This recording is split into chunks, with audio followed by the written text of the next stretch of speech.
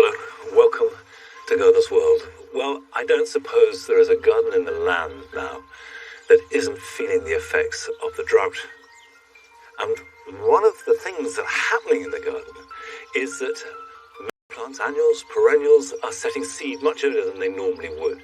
And once they've set seed, they then start to brown off because they've done their work. And they start behaving as though it was September or even October. Now, the thing to do is to cut back. Don't be frightened just because you don't normally cut plants back in August to cut back the dead material. Sometimes means cutting the whole plant flush to the ground. At least there's a real chance if you do that if we get rain, there will be fresh growth, even if it doesn't bear fresh flowers. And what I'm going to be doing today across the whole programme is looking at ways of mitigating the harm that's done to the garden by lack of water, and also celebrating the plants and even whole areas of garden that actually are doing very nicely. Coming up in today's show, Joe visits a green oasis in West London. People are really scared of putting shade into their garden, but it can do so much. And we catch up with Adam at home as he designs a brand new gravel garden. This is a little beauty. It's a ginger rosemary. So you get rosemary to start with, then it finishes off with ginger. And I shall be looking at how to water wisely, and also checking up on the Paradise Garden.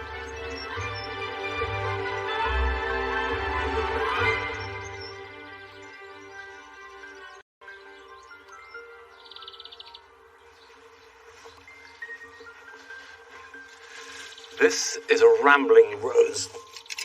It's called Felicite Perpetuae, perpetual happiness. And typically with rambling roses, it had a mass of small blooms. In this case, they're slightly pinky buds, and then they open out into a full-petaled, small white flowers. It's glorious.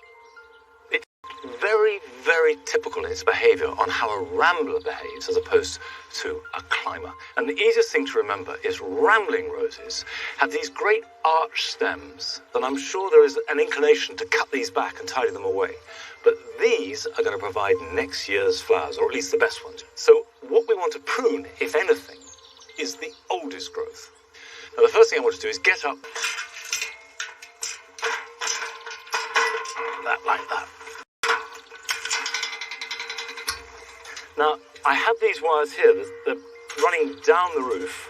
One there, and another one over there. And I thought if I tied into them, that would work. But actually what happens is that the roses slip down the wires. So the whole thing is pushed down by gravity, and you get a great clump of rose above the window. So I'm going to attach some horizontal wires, and hopefully that will do the trick. Now just remember, with all growth, the more vertical it is, the more vigorous it will be. So if you want to slow growth down, make it horizontal. And if you want to speed it up, tie it up so it's more vertical. But in this case, I want to slow it down because ramblers, and some of them extremely so, are vigorous. So if I cut here, and this old growth here,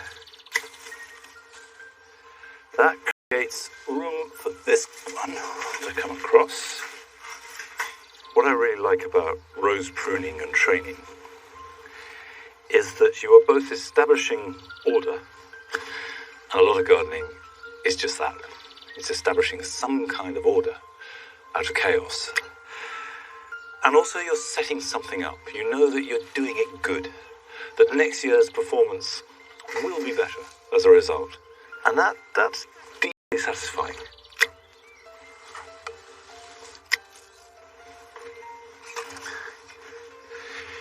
It's going to take me a little bit longer to tidy up and finish the job, but you can see what I'm trying to do. Now, I do know that although we all love roses, many of us, and myself included for quite a long time, feel a bit baffled by all the different types and the different kinds and the different ways of pruning. Over the last few weeks, Nick has been demystifying that, and now we come to the final instalment of his rose story.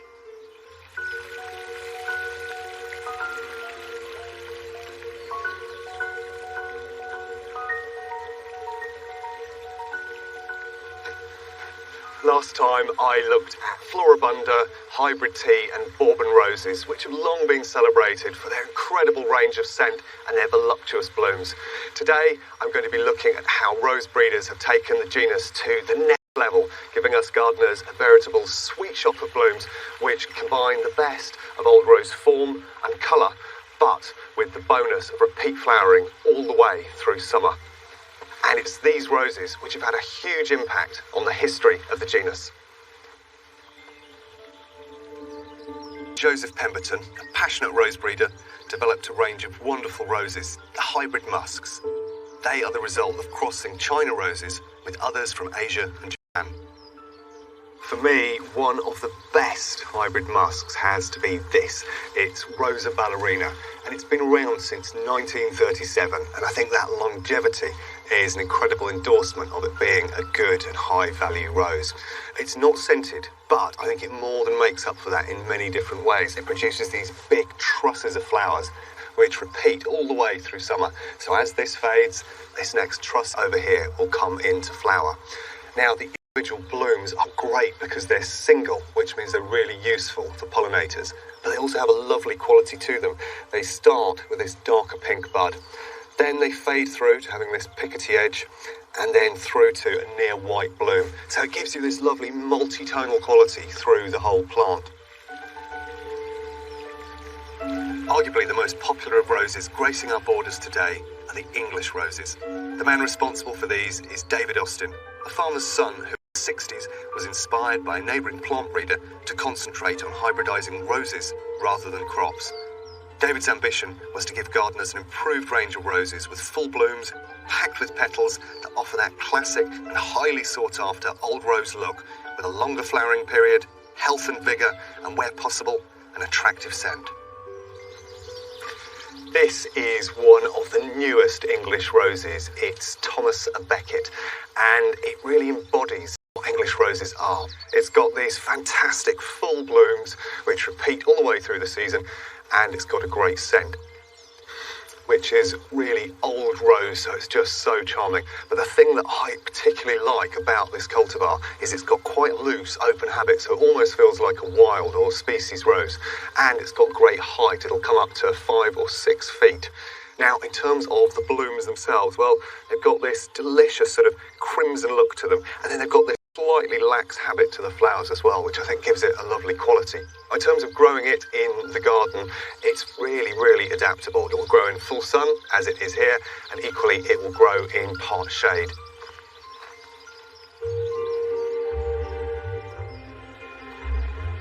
To have a brilliant display of English roses going all summer, deadheading is key.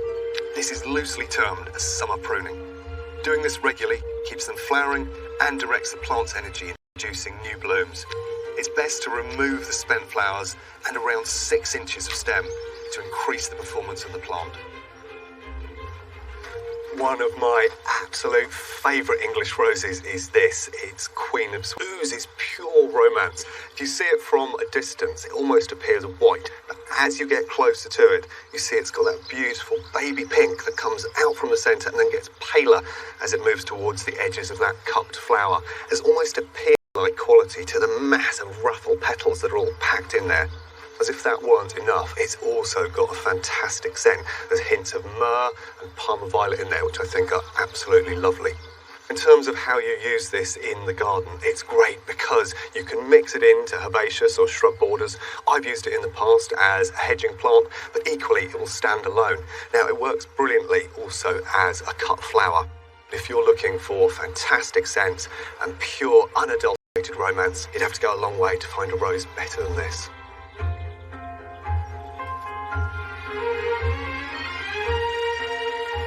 Over the last few weeks, we've been looking at the story of the nation's favourite flower, from traditional forms right the way up to modern cultivars.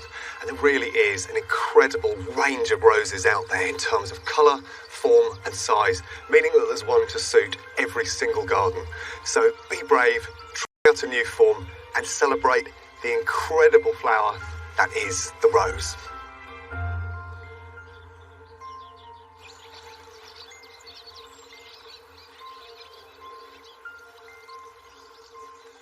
This is a rose called Charles Darwin, which is one of the David Austin roses, the English roses, that essentially will flower all summer long. Although these here had a really good burst of flowering in June and early July, then have been deadheaded and haven't produced many more yet. But they will. I'm not worried about them.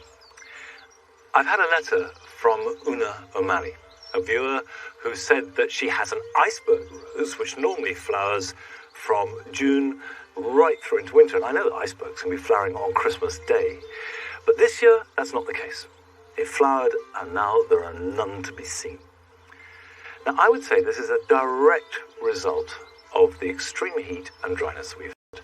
Different plants will react to the conditions in different ways. Roses do it by not producing flowers, because that takes a lot of energy. So if water and nutrients are in scarce supply, then you could try a high potash feed along with watering, and that may well stimulate flowering. And then I'm really confident, Una, that your iceberg will flower again once it starts to rain. The one thing that really helps roses of every kind is mulching. Now, don't mulch now. If you mulch over dry soil, you just seal in that dryness, and if you do get a bit of rain, it sometimes just gets soaked up damp. And the best time to do it is either October or again in early spring, March. And a thick layer of mulch, and it's no good mulching thinly. You really need sort of 3, 4, 5 inches of the stuff, of good garden compost or well-rotted manure, as wide as you can around the base of each shrub. Will keep the moisture in all summer long. It'll suppress weeds, which would otherwise take moisture and nutrients, and it will gradually work into the soil and feed the plant. And that will do more good than anything else at all. But don't worry about roses. Roses are amongst the toughest plants, as well as the most beautiful in your garden. Whereas roses will try and delay producing seed, any annuals or biennials exist only to produce seed. That is their sole function in life. But what's happened this year is plants like poppies and other annuals have produced their seed much earlier, and they've ripened much quicker. So, for example, a poppy like this, at this stage of summer, is normally still a little bit green and that touch of that lovely white powdery coating over it. Now, it's dried up, and if you rattle it, you can hear the seed. And if you can hear the seed in the pod, it means it's ripe, and when the wind blows, that will disperse it. If you can redistribute the seed where you want them, rather than where they naturally fall, then that's a good bit of planning for next year. So if I pull up this poppy, try not to spill the seed as I do so, like that, holding it upright, pull that one up too.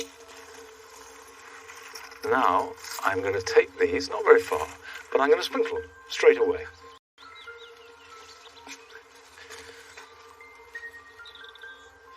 And then if I spray this like that, and then over here, and although there are thousands of seeds in these various rather beautiful heads, which by the way I'm going to keep and use for decoration, probably only half a dozen seeds will propagate, but at least they'll be spread out around the garden rather than being in great clusters. And poppies like sunlight and disturbed soil in order to germinate, which is why they grow in borders and cornfields. Now, that's just poppies, but other plants you can do too.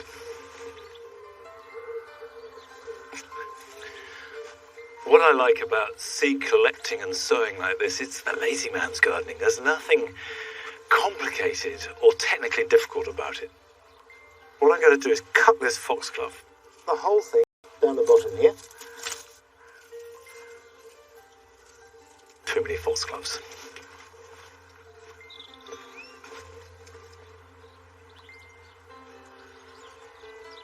Now, I do have quite a lot of foxgloves in here, but A, I want more, and B, this one I let grow on the edge of the jewel garden, even though it was the wrong colours, because it was exceptionally handsome. Just that combination of pinks, purples, touches of white was really, really successful. So with any luck, its offspring will carry some of those qualities into these borders. And again, I'm just going to shake. And the seed is like dust.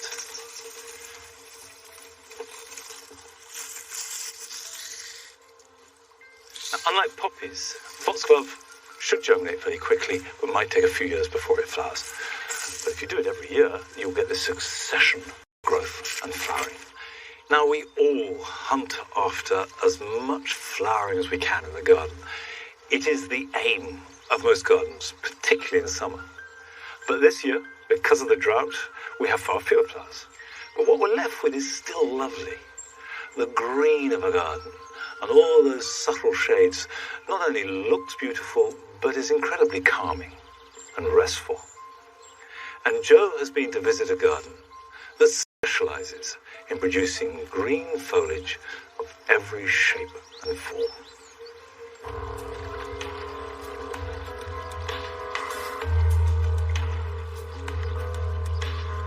Welcome to Field House, a tranquil oasis in West London containing a vast collection of exotics, impressive lush structural planting and an alluring water feature. I'm meeting self-taught garden designer and psychotherapist Rupert King to find out how he created this serene and intimate sanctuary. So Rupert, it's a beautifully calming, tranquil space you've created here. It's gorgeous. How did you go about designing it? Did you set yourself a brief for it? I wanted a water garden, and I wanted something that was peaceful, tranquil, calm. Because of the layout and the modern room which you view the garden from, I decided that something like a Persian paradise garden would be suitable.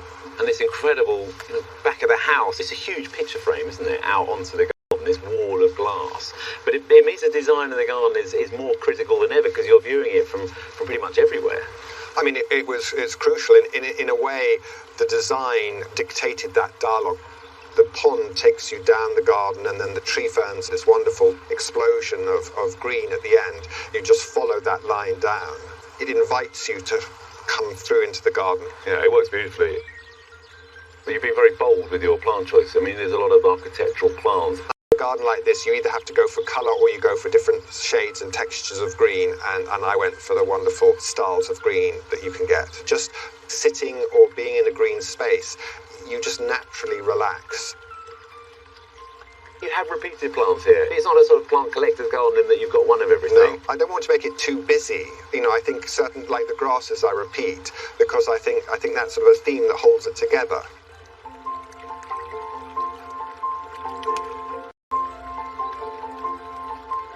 Is this your place to de-stress? This is my therapy, and I can completely get lost and leave all the stresses behind.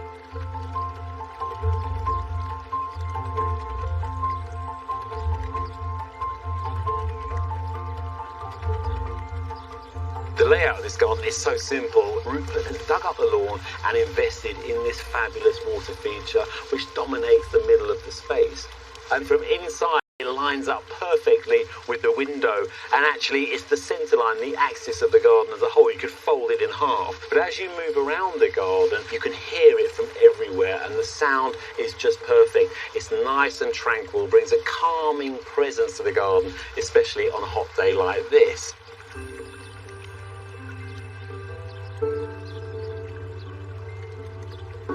Green. It doesn't have to be boring, as Rupert has proved here, because there's such a range of greens right across the spectrum. And then when you think about the leaf shape, whether it's glossy or matte, and the form of the plant itself, a whole palette of plants opens up. And he's combined them beautifully here. That's the Tetrapanax papyrifera, huge architectural leaves, and it just looks wonderful holding the corner right there. And then in front we've got some smaller evergreens. This is Hebe rachiensis. It's sort of a woollier texture, but it's got a nice compact form. It looks great against the bamboo there. And in front of that, this little Pinus mugo. The needles are darker green altogether and a completely different texture. And then on this side, we've got Phoenix canariensis, the Canary Island date palm. Who said that green couldn't have drama? Now, once we have that base layer of green, seasonal shots of colour can be added in. So at the moment, we've got the water lilies that have just opened today, and then Rupert's favourite canap, panache, and the lovely blue agapanthus at the front. But they only really work because he's been so restrained with his colour, and they're all set off by the wonderful greens behind.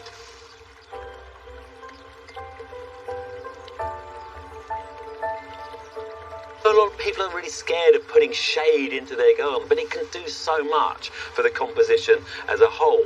For example, underneath this Paulonia, we've got a great shade so much, and then the Hydrangea over there, all really enjoying the dappled shade beneath the tree. And then beyond, right at the back, we've got the tree ferns, again lit and highlighted. So in effect, as a composition, when you look at it from the front, you've got this layering of light and dark, and it gives a wonderful depth of field to a composition as a whole.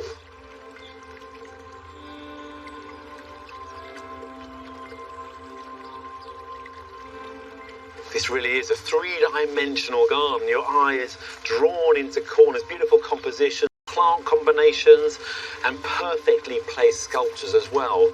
And just to think that Rupert is not a professional, he's an amateur. This is his very first garden. But I think that ultimately the success lies in the fact that he had a vision. He knew where he wanted to go with it and created what he set out to achieve, his very own piece of paradise.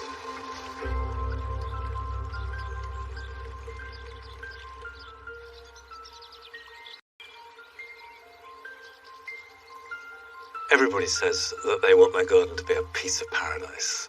But actually, earlier this year, I set out to make an actual paradise garden, inspired by the lots of trips I did last year around Islamic gardens all over the Middle East, Europe, and India. I wanted to make a paradise garden here at Longmeadow. Now, I set out with big, ambitious plans, big water features, rills, sunken beds, large building made out of oak and with tiles, and then life intervened. And I confess that things have gone very slowly, but it's been ticking over. We've cleared a lot, paths have been laid along the side, we're trying to reuse as many materials as possible. I've moved the Shabar, this is the central square area divided into 4 equal beds further down. And in the middle, I've got my eyes on a big basin. If I get that, I can make it just bubble over with water. So I have the gentle falling sound of water, which actually is absolutely right for a true paradise garden. And the planting will honour the paradise garden, but it'll be a Longmeadow version. So I've been growing trays of Stipa tenuissima. That's the lovely, delicate, frondy grass, which I'll use as matrix planting. It's taken a long while to get this far. Work will speed up, but I'm in no hurry. This is not a makeover, it's not a race, and sometimes things happening slowly means that they happen really well.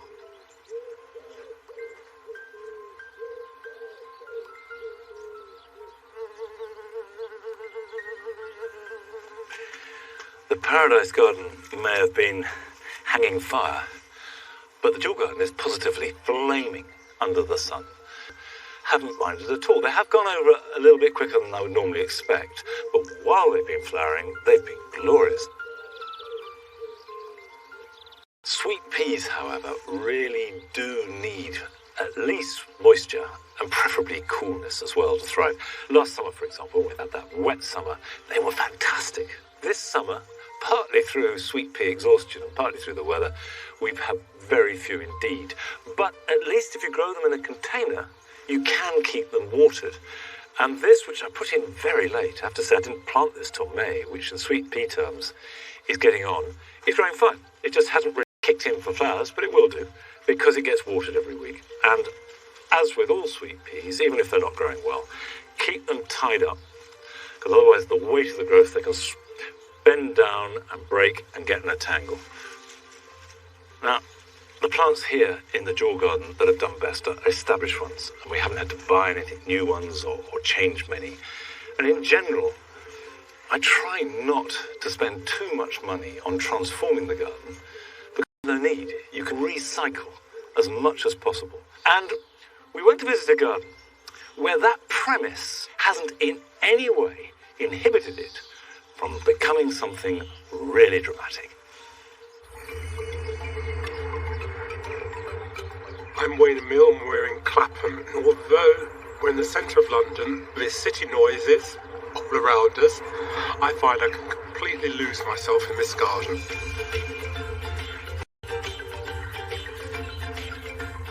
And I call this garden Clapham meets Jamaica because I'm from Jamaica, so it's a fusion of the different elements of my life. it's not an exotic garden because I love traditional English cottage plants as well. So the two are cheek by jowl. I somewhat tongue-in-cheek refer to this garden as a Jamaican no-taste garden. Not for 1 second am I saying Jamaicans don't have any taste. What I mean by that is I'm against anything that's fashionable. It has blousy flowers, it has plants that clash next to each other, and that's one of the reasons I grow so many things in pots. I can purposely put them to clash. It's the colour of the Caribbean, as many colours as I can get into a small space.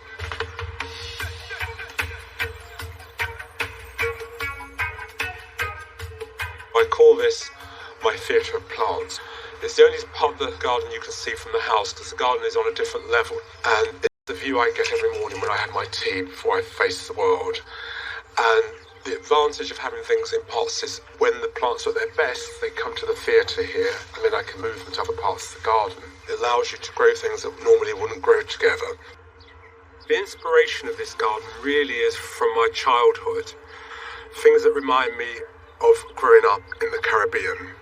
I have a picture of me as a child, and my parents tell me that the only way they could get me to smile was to put a flower in my hand. And I think that's where my love for gardening started. I also have another picture of a view from the back of my mother's house at Banana Wharf, as she called it, and I wanted to be able to look out of my window and see a similar view.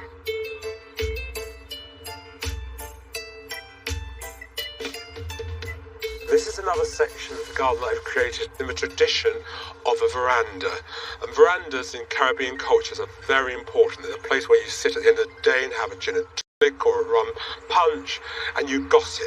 My mother used to call it chat people's business, and it's where people like to be seen. So if you have the vicar coming for tea, that's the ultimate, you've made it.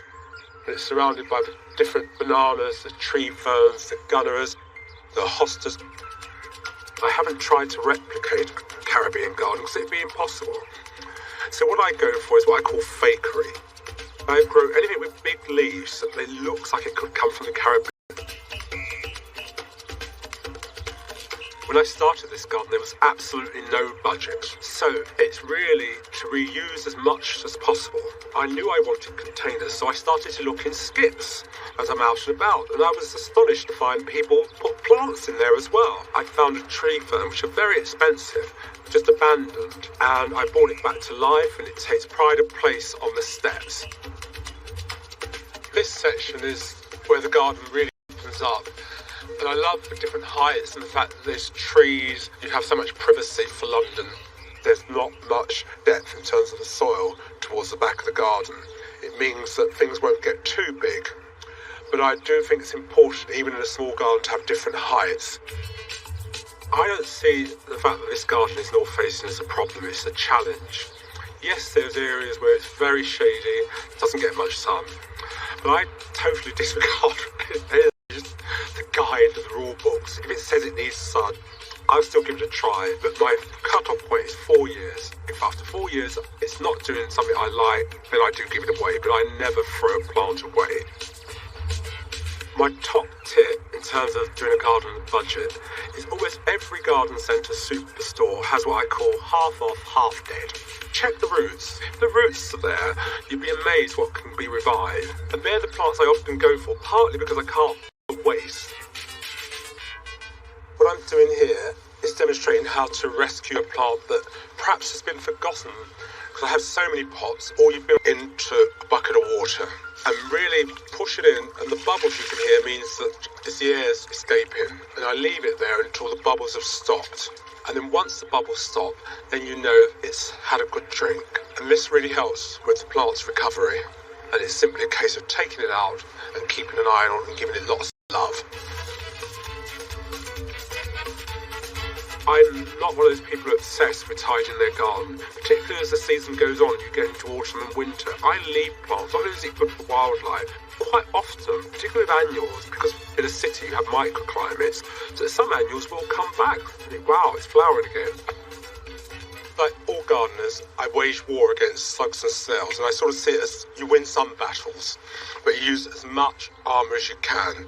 The first thing I would do to protect the plants from slugs and snails is petroleum jelly, which if they're in a pot, I rub it around the edge of the rim of the pot. Then the next thing I would do is to use coffee granules, which I get from my local coffee shop, because the coffee granules, apparently the slugs and the snails don't like the texture of them. And then the final thing I do is I spray it with garlic spray. It's really important to spray underneath the plants, because that's where slugs and snails come. And hopefully we should win at least one battle. To be resumed.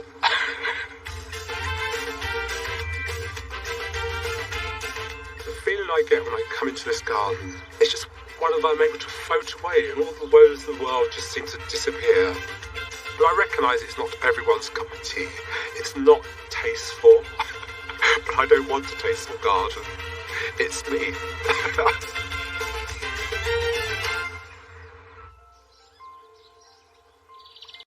Come on.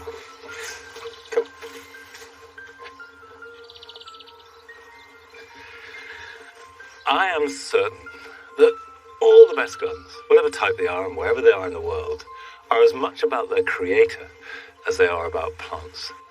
Gardens are about gardeners as much as anything else. And I love the way that he's buying plants half price, half dead. What a brilliant idea. And just nurturing things abandoned, rescuing things from skips, and creating a wonderful garden is entirely in the spirit of what makes a garden great. Now, when he's going to open his garden next year under the National Garden Scheme, and my guess is he'll have an awful lot of visitors.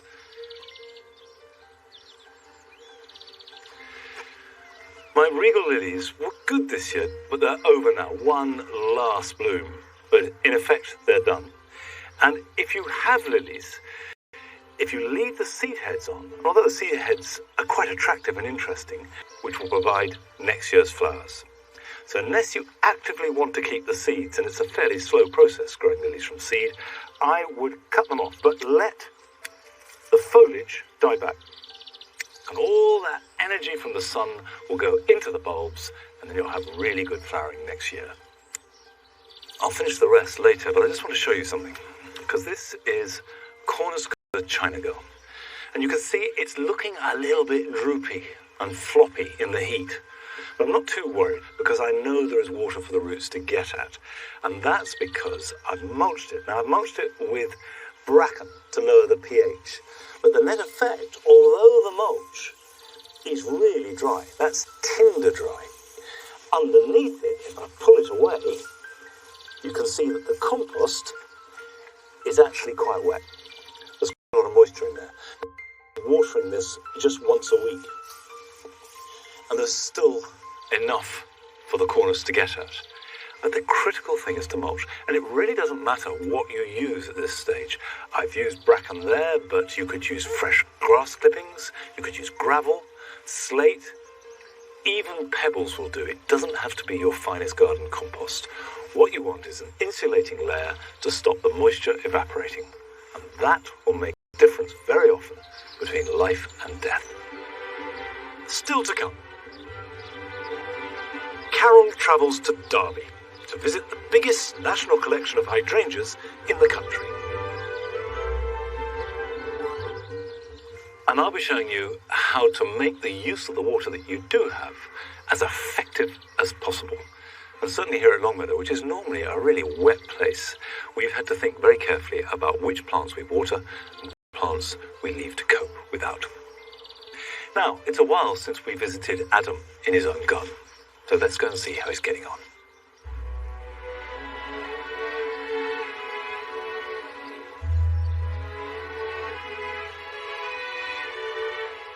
Oh, I love this time of year in the garden. There is loads going on.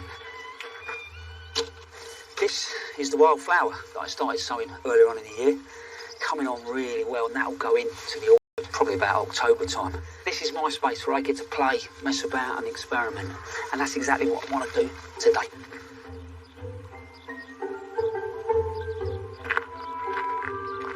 Sapphire. Last year I tried it from seed. Absolute disaster. Think about where this grows happily. On a salt marsh. Tide comes in and out. And taste-wise, it has got that real taste of sea. Superb with fish. At the moment, I've got a container with no drainage holes in the bottom at all. All I've done at the moment is put crock in the bottom. So I'm hoping that the water will sit as a reservoir. And when we cover the compost, a lot of horticultural sand, some sterile soil, and compost.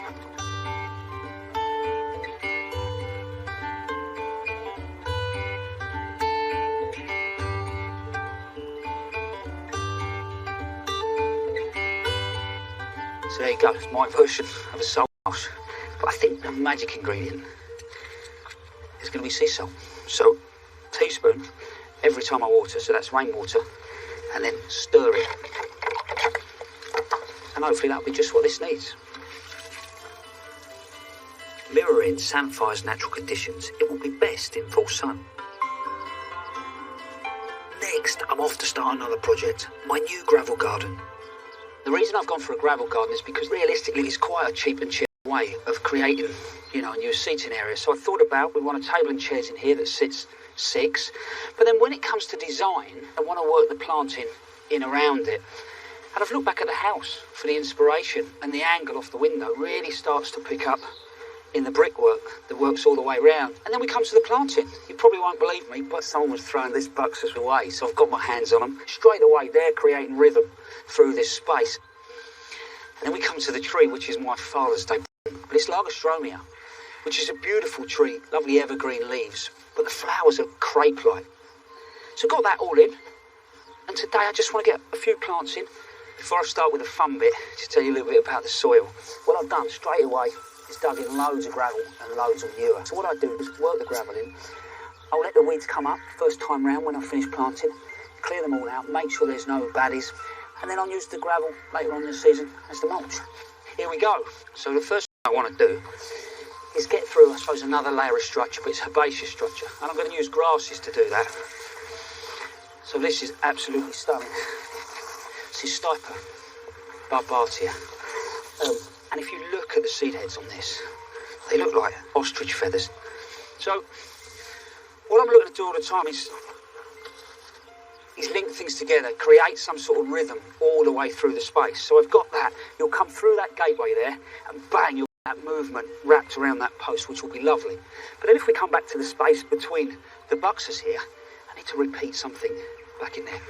So then I found this little beauty. Lots of us know Stiper, but this is called Golden Fontaine. It's a lot more upright, so if you haven't got quite that space, this works well. So I'm going to start to work those between the buxus, but they straight away pick up with more structural plant over there. So what I'm going to do now is build that little collection around that post, and then that will give me something to feed off the rest of the planting. So I want to use these salvias, so all of a sudden you can see there's just a little bit of contrast.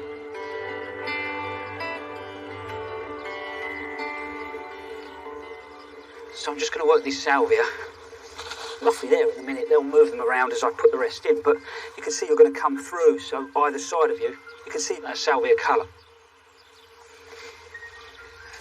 Let's just grab these. I'm going to work the achillea just in here. And now I'm starting to think about not just shape and form, but different shaped flowers. And this is a little beauty.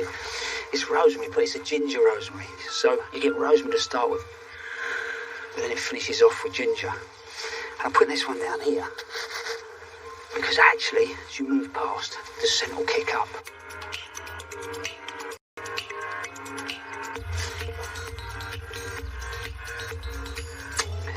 I'm really pleased with how the gravel garden's coming together. The rest of the season I'll be out there moving plants around.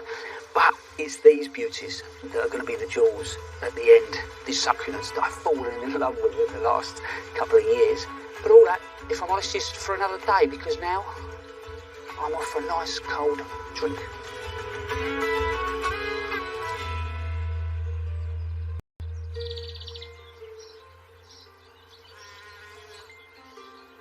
You see, it's the gardener that needs a nice cold drink, not necessarily all the garden. And certainly these grass borders never have been watered and never show any signs of distress as a result of drought. The philosophy behind them is very free and easy. It's based upon an initial planting of grasses and a few other companion plants that work with them, and then almost total abandon.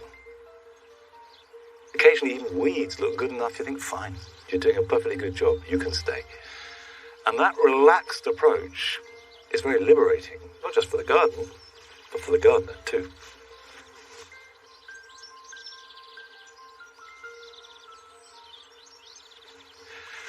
Almost all of us are now finding that water is actually rationed. It's the problem of how to best use the resources you have. And that doesn't just mean water, it means time, because it takes ages. So I thought I'd just look at a few plants, particularly here in the vegetable garden, and see really what needs water and what perhaps doesn't. Now take, for example, right in front of me, I've got a bed of lettuce. This is oak. No point in watering this. It can't be rescued. It'll taste bitter. It's compost. Whereas if you take the chard, you do sometimes see it bolt and go to seed. But unlike lettuce, the leaves are not affected. So all you need to do is just cut out the flowering stem like that. Chard will withstand really quite a lot of drought, so don't waste too much water on it. Give them a really good soak once a week. You don't need to water these every day. A plant that absolutely begs for as much water as you've got to spare is a courgette. And if they don't get it, they become very prone to powdery mildew. It's a sign of being too dry. But direct the water at the roots. Try not to get the leaves wet at all. That's a complete waste of water. Now, we had a letter from Lynn Keyes, who said that her runner beans had set flowers, they'd grown perfectly well, but there were absolutely no beans at all. Runner beans really do need wet feet, so water them thoroughly at the base, and they may well produce beans, but they do not like this hot, dry weather, which of course is why they do like an average English summer. Did you know that the flowers of a runner bean taste deliciously and really strongly of runner bean? So if they don't set, eat the flowers. If it rains, you really do want to collect as much of the water as you can. So some kind of water butt or container is a good idea. Now, I like to use cattle troughs. This is a small one. You can get them in all sizes. However, if for some reason you don't have room or you can't get hold of them, it's too complicated, of course you can get a water butt. And finally, this is all doom and gloom about lack of water. Have a look at that bed of basil. I don't think I've ever grown better basil, and I certainly have taken very little trouble over it. Now, there is a plant that distinctly likes cool, fairly moist conditions that is still looking good, and not only looking good, but also becoming trendy. Carol celebrates the hydrangea.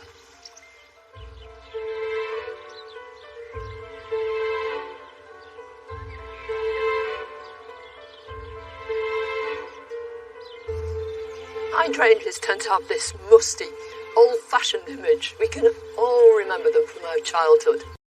Great shrubs outside people's front doors or around the back of the house. But in recent years, there's been an enormous resurgence of interest in them, and no wonder. They're such beautiful shrubs, and it's not like we've got all new excitements to look forward to.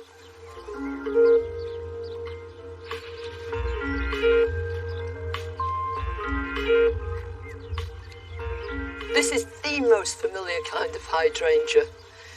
All the mop heads, no wonder, with these great spheres of flower.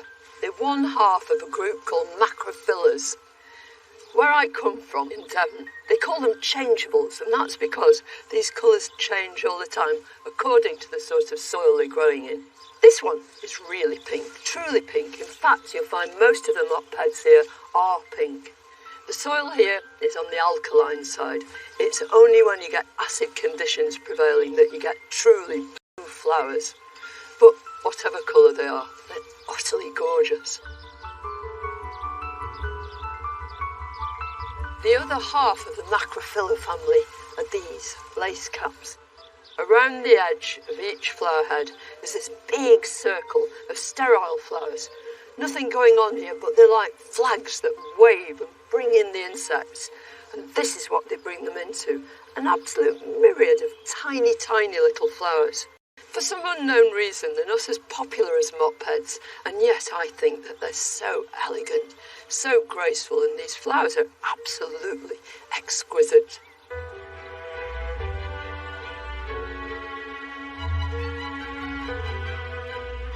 Well, this is Hydrangea arborescens Annabelle.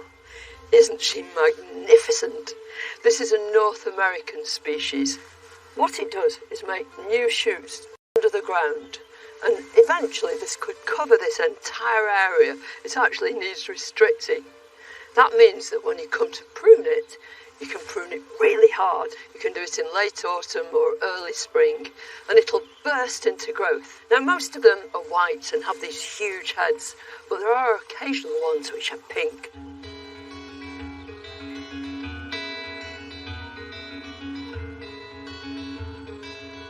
One of the hydrangeas that us gardeners are learning to love more and more is this. It's Hydrangea paniculata.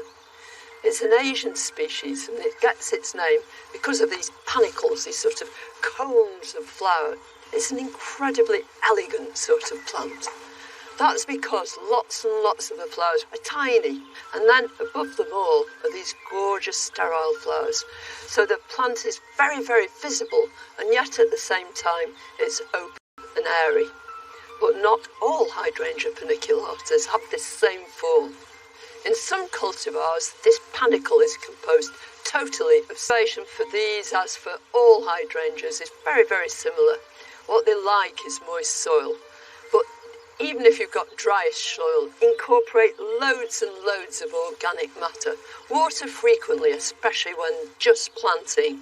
And as far as pruning is concerned with these, again, they flower new wood, so you can prune them really, really hard. And that way they'll produce loads and loads of strong stems with enormous panicles of flower.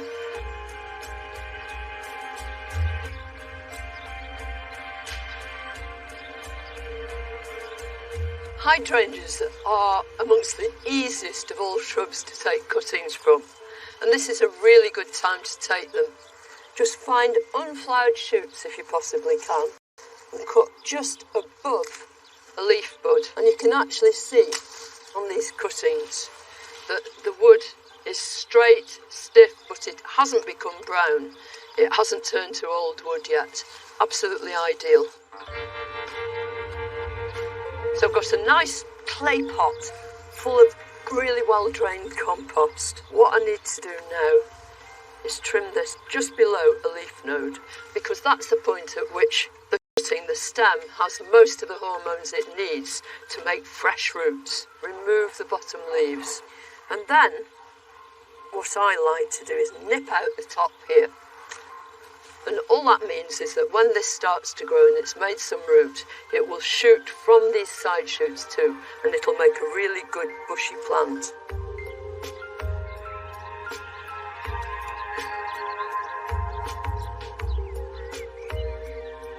Put grit over the top, but all it needs is a really good thorough watering now.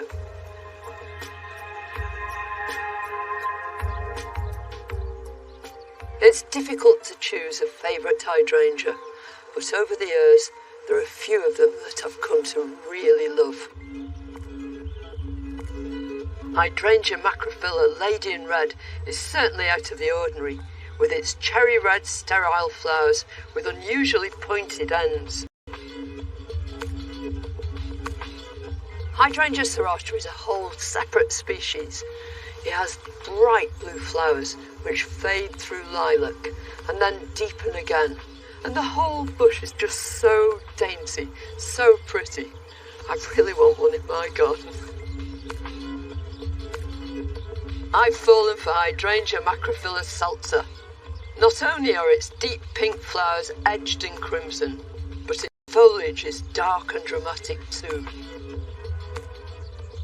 So hard and give of their best for such a long period of time, from the summer way into the late autumn. There's absolutely no excuse for anybody not to have a hydrangea in their garden.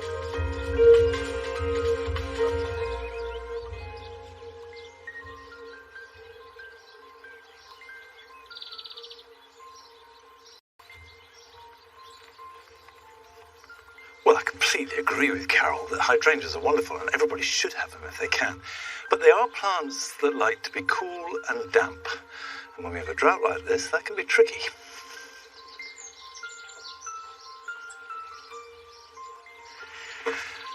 Of course, in times of need, you can always use grey water, particularly on shrubs like hydrangeas.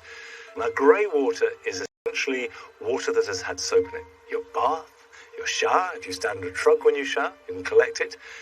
You're washing up water, not dishwasher or washing machine water, because the salts and the detergents are too powerful.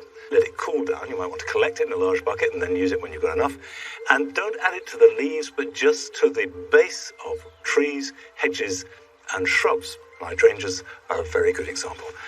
Just pour it into the roots. And that soapy grey water will do no harm and an awful lot of good. Now, we have become rather obsessed by watering, but there are a few other things you can do this weekend.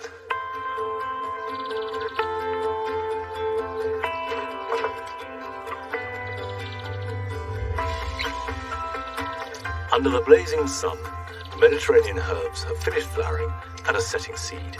So now is the time to give them a trim. This will stop the plants getting straggly and provoke fresh leaves, which are much nicer to use in the kitchen.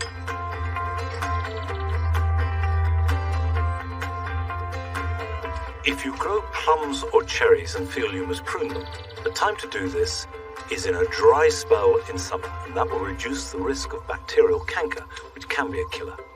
And in any event, never prune them in the winter months.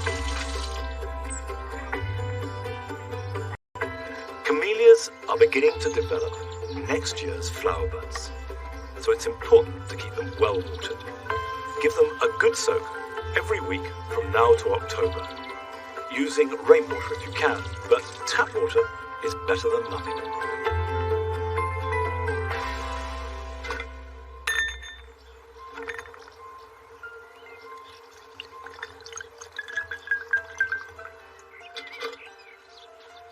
And there are lots of jobs to do, get stuck in, but you know, the truth is, in this weather, at this time of year, the most sensible piece of gardening advice is to stop, pour yourself a glass of whatever you fancy, and take it in.